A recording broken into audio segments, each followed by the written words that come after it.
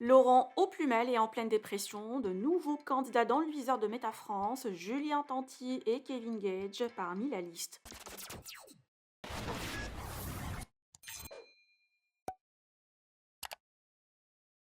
La suppression des comptes Instagram du couple Blata et Laurent fait beaucoup réagir. La toile se réjouit de cette décision suite à la demande du collectif Avis et la médiatisation de cette affaire. Alors que Laurent souffrait d'une dépression et aussi des problèmes de couple, cette nouvelle ne rassure pas la GLC Family, même s'il a montré que cela ne le touche pas. Par ailleurs, plusieurs candidats s'inquiètent pour leur sort, notamment Dylan, Kevin Gage et Julien Tanti. Ce dernier ne partage même plus sur son canal Telegram depuis quelques heures. Tous les influenceurs qui publient ou partagent des placements de produits sur le trading risquent de voir leur compte des réseaux sauter. Aucun n'a réagi à cette affaire et Jazz n'a presque rien publié dans la journée. Alors que va faire la GLC Family sans ses réseaux? Je vous laisse avec les confidences de Laurent sur sa dépression. Que pensez-vous? Partagez avec moi vos avis en commentaire et n'oubliez pas de liker la vidéo et de vous abonner à la chaîne. J'espère que vous allez bien. Je prends le temps de vous expliquer un peu qu'est-ce qui m'était arrivé tous ces derniers jours, ces dernières semaines. Voilà, ça n'a pas été un début d'année excellent pour moi. Il m'est arrivé quelque chose qui m'était jamais arrivé auparavant et auquel je ne croyais pas carrément. Surtout pour une personne comme moi qui voit la vie d'une telle manière, d'une telle positivité que je me suis dit que c'était pas possible. J'ai fait une dépression clairement. Et là, je suis en train d'aller mieux grâce à Dieu. J'essaie de reprendre sur moi et d'avancer. Mais j'ai fait une dépression avec tout simplement le vase qui a débordé, un surplus de tout ce qui arrive au quotidien, des petites disputes avec ma femme, comme ça arrive dans tous les couples, mais aussi mon fils, encore des mauvaises nouvelles. Il doit se faire opérer parce qu'il a une testicule qui est remontée, il a une infection au rein. Euh, Plein de petits trucs qui se sont accumulés, voilà, enfin plein de petits trucs, mais qui sont quand même importants. Enfin, voilà, la santé de mes enfants, le mariage. Et en fait, toutes ces petites choses qui se sont accumulées m'ont amené à un stade où je me suis renfermé sur moi-même et j'ai genre pété un plomb. J'ai pété un plomb. J'ai commencé à déprimer, à me dire que ben, en fait, je devais tout lâcher, tout abandonner. Il y a genre toute mon enfance qui a ressurgi à l'intérieur de moi et j'ai toujours été un mec solitaire qui a grandi seul. Je suis fils unique et mon enfance n'a pas toujours été facile et mes parents n'ont pas forcément toujours compris quand j'étais jeune. Et du coup, j'ai toujours eu ce moyen de me renfermer sur moi-même et de réussir à remonter la pente en restant un peu dans mon coin et en mode ça passe. Sauf que cette fois-ci, ce n'est pas passé. Genre, je suis vraiment rentré dans une dépression où je pleurais sans raison, où j'avais vraiment envie de parler à personne. Et dans ma tête, j'étais prêt à tout abandonner, tout lâcher, vraiment à partir sans regarder en arrière, pour vous dire à quel point vraiment ça allait loin. Et grâce à Dieu, grâce à ma femme, grâce à mes enfants qui m'ont poussé aussi au quotidien, j'ai réussi à remonter la pente et à ouvrir les yeux. Mais je me suis surtout rendu compte que, en fait, tout ça, je n'y croyais pas avant. Je n'y croyais pas que c'était possible d'avoir de telles émotions et de sans raison pleurer, de sans raison être mal tous les jours, tous les jours, tous les jours, sans raison. Enfin, il y en a plein des petites raisons, mais vous avez capté, les problèmes, on les gère au quotidien et ça passe.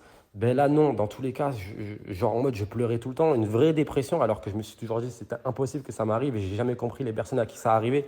Et c'est au final le fond de ce message, c'est que j'ai vécu quelque chose que je n'avais jamais vécu et du coup, ça m'a permis d'ouvrir les yeux sur plein de personnes qui ont vécu ces moments-là et plein de personnes qui le vivent encore et qui le vivront. Il faut surpasser tout ça parce que j'ai été dans une phase où je me disais vraiment, ben vas-y, je vais rester dans cette phase-là, ça passe pas, ça passe pas, ça passe pas. Et en fait, il y avait deux options. C'était vraiment soit continuer à tout lâcher, vraiment lâcher prise et tout abandonner parce que c'était un surplus de tout et j'en pouvais plus. Ou alors, il n'y avait pas le choix de se relever, de repartir de l'avant et que de l'avant.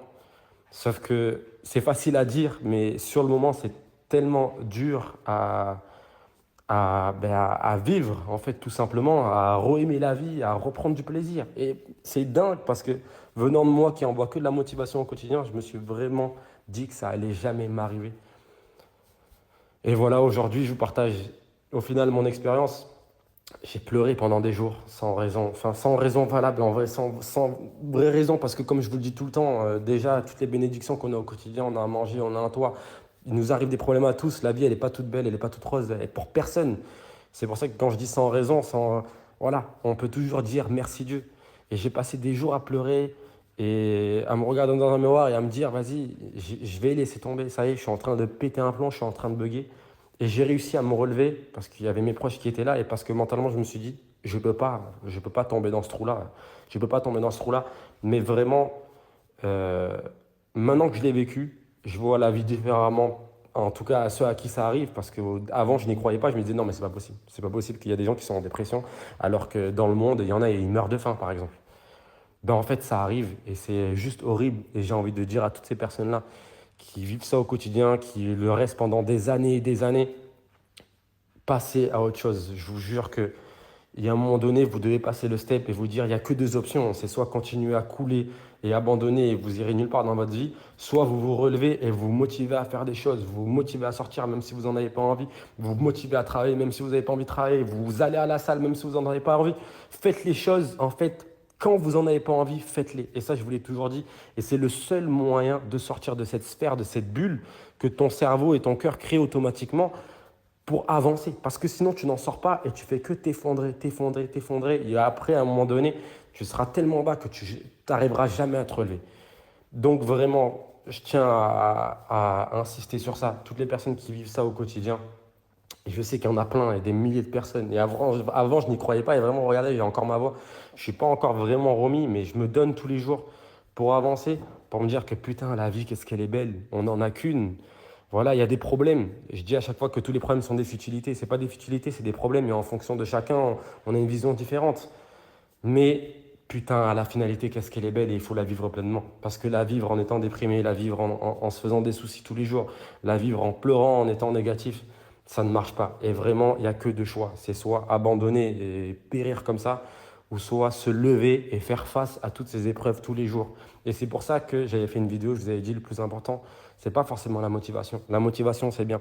Mais le plus important et qui va perdurer sur le long terme, c'est la discipline. Soyez disciplinés.